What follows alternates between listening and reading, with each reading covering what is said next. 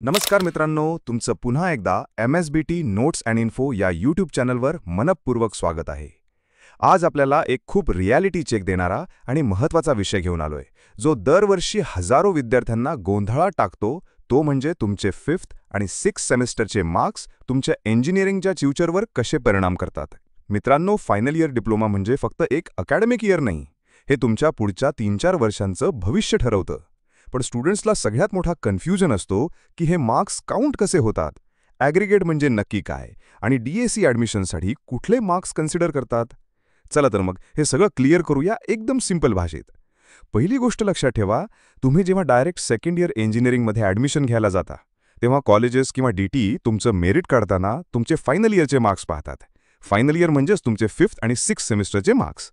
खूप लोकांना वाटतं की SY डिप्लोमाचे पण मार्क्स मोजले जातात. बट मित्रांनो, DAC ॲडमिशनसाठी तुम्हाला फक्त फायनल इयरचे मार्क्स लागतात. हेच तुमचं ॲग्रिगेट पर्सेंटेज ठरवतात. उदाहरण देतो, समजा तुमचं 5th सेमिस्टरला 72% आणि 6th सेमिस्टरला 78% मार्क्स आले, तर तुमचं ॲग्रिगेट असे काढतात 5th same percentage plus 6th same percentage divided by 2. म्हणजे 72 प्लस 78 डिवायडेड बाय 2 म्हणजे तुमचं ॲग्रिगेट पर्सेंटेज होईल 75%. आणि याच ॲग्रिगेटवर तुम्ही मेरिट लिस्टमध्ये जागा मिळवता.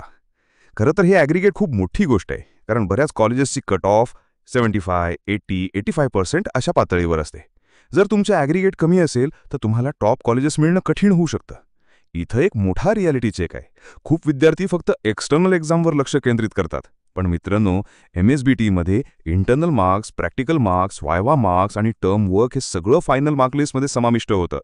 जर तुम्ही प्रॅक्टिकल्स हलक्यात घेतले, असाइनमेंट्स वेळेवर दिल्या नाहीत किंवा इंटरनल टेस्टमध्ये कमी मार्क्स आले, तर फायनल ॲग्रिगेट आपोआप कमी होतं. म्हणून फायनल इयरमध्ये प्रत्येक मार्क, प्रत्येक वायवा, प्रत्येक सबमिशन महत्त्वाचं आहे.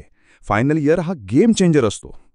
माझ्याकडे दरवर्षी विद्यार्थ्यांचे मेसेजेस येतात की सर, माझा 5th सेम चांगला गेला नाही, 6th सेम स्ट्रॉंग गेलं तरी चालेल का? तर उत्तर असं आहे, हो चालेल, कारण ॲग्रिगेट म्हणजे दोन्ही सेमिस्टर्स मिळून काढलेलं ॲव्हरेज असतं. म्हणजे तुम्ही 6th सेमिस्टरमध्ये जोर लावला तर काही प्रमाणात डॅमेज कंट्रोल करता येतं, पण डिफरन्स फार जास्त असेल तर ॲग्रिगेटवर मर्यादा येते. म्हणून फायनल इयर सुरू होताना हे लक्षात ठेवा, तुम्ही जे प्रॅक्टिकल्स करता, वायवा देता, रिपोर्ट्स लिहिता, ते सगळं तुमच्या फायनल मार्क्समध्ये काउंट होतं. कॉलेजला तुमचे मार्क्स वेळेवर सबमिट करणं देखील खूप महत्त्वाचं आहे, कारण मार्क्स सबमिटेड नाहीत तर रिझल्ट RHR म्हणजे रिझल्ट हेल्ड रिझल्टमध्ये अडकून शकतं. अजून एक रिॲलिटी आहे, स्टुडंट्सला वाटतं की फक्त एक्सटर्नल मार्क्सवर मेरिट काढतात, बट हे खोटं आहे. DT मेरिट तयार करताना तुम्ही जे मार्क्स प्रिंटेड केलेल्या फायनल मार्कशीटवर पाहता तेच फायनल कन्सिडरेशनमध्ये घेतात. Internal plus external equals to final marks. म्हणजे प्रॅक्टिकल, स्टमवर्क, वायवा सगळं महत्त्वाचं आहे. आणि फायनल इयरला शॉर्टकट नाही.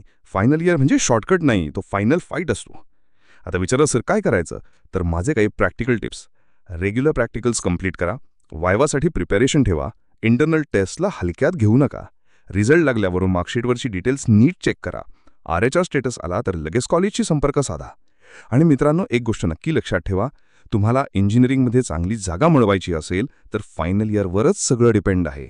MSBT नोट्स अँड इन्फोच्या वेबसाईटवर तुम्हाला authentic notes, cut offs, practical guides आणि ॲडमिशन अपडेट्स मिळतील. आणि डिस्क्रिप्शनमध्ये दिलेला व्हॉट्सॲप ग्रुप जरूर जॉईन करा, कारण तिथे आम्ही रेग्युलर अपडेट्स, नोट्स आणि पर्सनल गायडन्स देतो. जर तुम्हाला हा व्हिडिओ उपयोगी वाटला असेल तर लाईक करा, मित्रांसोबत शेअर करा आणि चॅनलला सबस्क्राईब करायला विसरू नका. पुढच्या व्हिडिओमध्ये आपण कॅप राऊंड, प्रेफरन्स फिलिंग आणि इंजिनिअरिंग कॉलेज सिलेक्शनवर सविस्तर चर्चा करणार आहोत. बेस्ट ऑफ लक तुमच्या फायनल इयरसाठी. तुम्ही मेहनत घेतलीत तर मार्क्स तुम्हाला न्याय देतील. धन्यवाद.